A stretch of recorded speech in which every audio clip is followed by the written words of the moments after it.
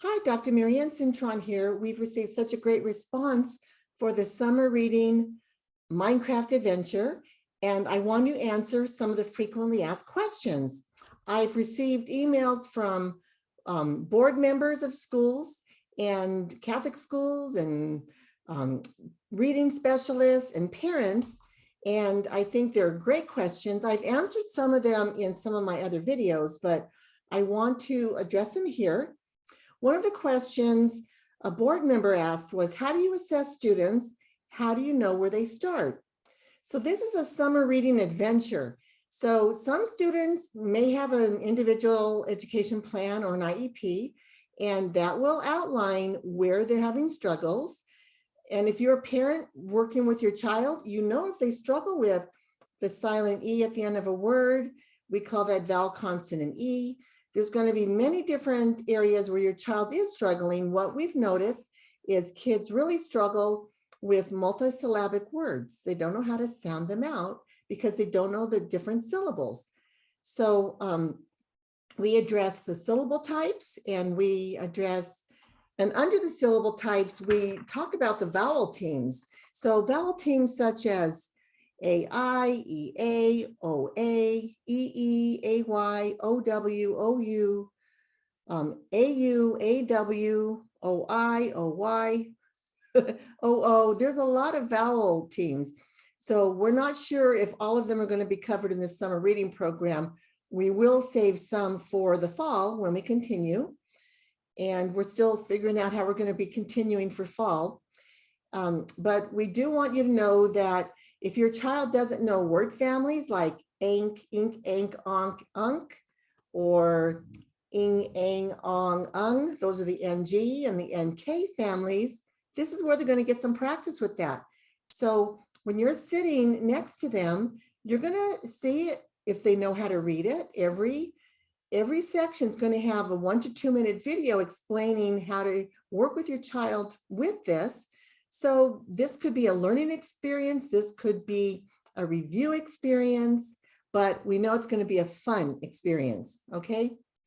Another question is, where do you start with your child?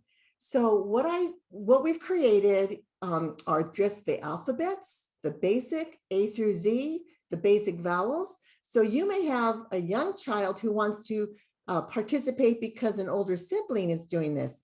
But where you start with your child is just start with the first syllable type, which we call follows the rabbit rule, R-A-B, B-I-T. I show you how we divide our syllables and why. So we number them 1 through 11, just go through the syllable types in the order that they're presented and move as quickly as you need or slow down and review as your child needs. And when your child masters or conquers that section, they get a stick. You give them a sticker on the front of a chart. We're going to send you some of these nice Minecraft charts. You can write on the back what your child learned and date it.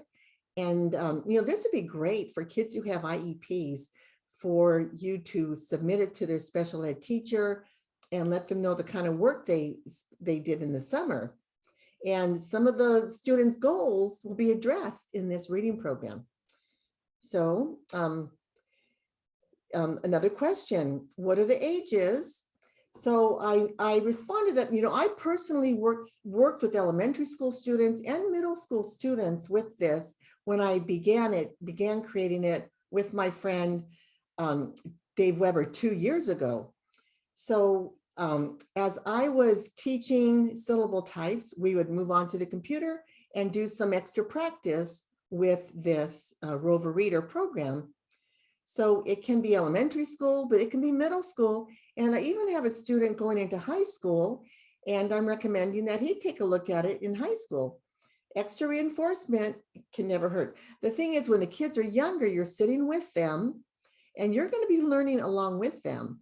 I had teachers say, I never knew what dyslexia was, and I never knew how to teach vowel teams or those grammar tricks. I never knew that. So if you've had Ortongillingham training, I might be showing you something that your coach didn't train you in. So we're also going to talk about the floss words, words that end in double L, double S, double Z, double F. And we're going to talk about the different endings and sounds for ED, d, t, and ed. So there's teachers who haven't even learned this. So parents and teachers alike are really going to enjoy this program. How do you accommodate the different skill levels? I would just monitor the child's progress, move slowly or speed it up if they're ready to take on more. And what we have are three-dimensional, so we have a Minecraft video that's going to be just amazing. Your child's going to go through and see the words that they're going to learn in that lesson.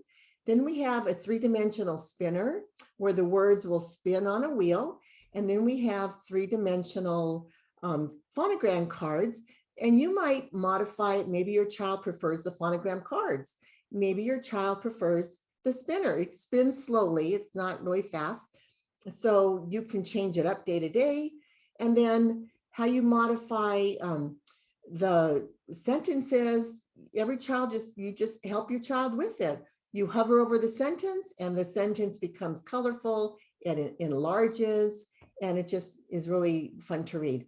Now in the reading part, which is the second half hour we recommend, you would modify it by just reading with your child. We do, I do, we do, you do model, but the reading starts, there's a couple different sections in the reading, and you pace it as your child needs to have the pacing. Okay. So, and then can parents be trained to help their children? And absolutely, parents will be sitting next to your child. So you're going to be learning as your child's learning. What we've done is brought an Ortongillingham model, which is an intensive training that I had over 200 hours. And a lot of teachers are being trained for 1 to 2 weeks. But, and not all the parents will learn to that level in depth in this, because this is not those kinds of hours. This is a fun reading adventure. And then again, how do you monitor your child's progress? And you would put your sticker on the back, put your sticker on the front and date it on the back, addressing what your child has learned. So I'm going to be creating some videos that are going to take a deeper dive, so you can actually see what the Minecraft program looks like and how what we're going to be addressing. And it's going to be real fun. So stay tuned, and I really hope this video helps.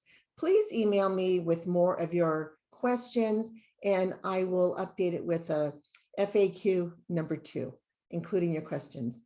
Bye-bye now. Thanks for tuning in.